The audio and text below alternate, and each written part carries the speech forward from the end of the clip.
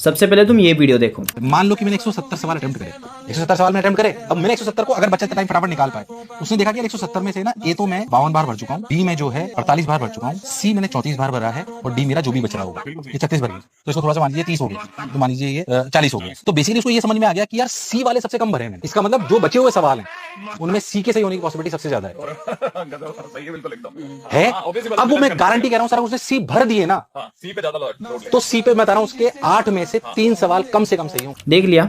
अब मेरी बात सुनो। तो देखो, अगर तुक्का मारने की बात होती है, चाहे कोई भी एग्जाम हो, JEE हो या नीट हो या CET हो, CET में तो खैर निगेटिव नहीं है, बट एक ऐसी एग्जाम जहाँ पे 1/4 का तुम्हारा नेगेटिव मार्क कटता है ना, तो भाई वहाँ तुक्का मारने का कोई सेंस नहीं बनता है, इररिस्पेक्टिव ऑफ द कैलकुलेशंस या स्टैटिस्टिक्स। देखो, जितने सारे स्टैटिस्टिक्स बनते हैं ना, वो बनते हैं एग्जाम होने के बाद। तुम पेपर में बैठ के जज नहीं कर सकते हो कि तुमने कितने ए ऑप्शन मार्क किए, कितने बी मार्क किए, कितने सी किए, कितने डी किए, एंड अब कितने कितने मेरे पास बचे हुए हैं। अगर तुम्हारे पास इतना समय बचा है ना भाई, फिर तो तुम तुक्के मार के भी स्कोर नहीं कर पाओगे। हो सकता है तुमने चारों ए मार्क किया हो, बट चारों बी सी डी में से कुछ हो सकता है तुमने ए बी मार्क किया, लेकिन ऑप्शन सारे सी डी हो। तो मतलब तुम कहीं से भी श्योर नहीं रह सकते हो कि क्या सही है क्या गलत है। इसलिए अवॉइड करो हमेशा तुक्का मारना। अगर तुम्हें तुक्का मारने की जरूरत पड़ रही है तो एक बार अपना सिनारियो याद करो। अगर तुम 200 प्लस वैसे ही जा रहे हो तो तुक्का मार के ना तुम अपनी रैंक कम कर रहे हो। अगर तुम 140 से 200 के बीच में हो तो तुक्का मार के तुम अपने NIT के चांसेस कम कर रहे हो। एंड अगर तुम 140 या 100 से नीचे हो ना, तो भाई फिर तो तुम तुक्का मार के भी कुछ नहीं कर पाओगे। तो इससे बेटर है तुक्का अवॉइड करो, तुम्हारे लिए सही रहेगा।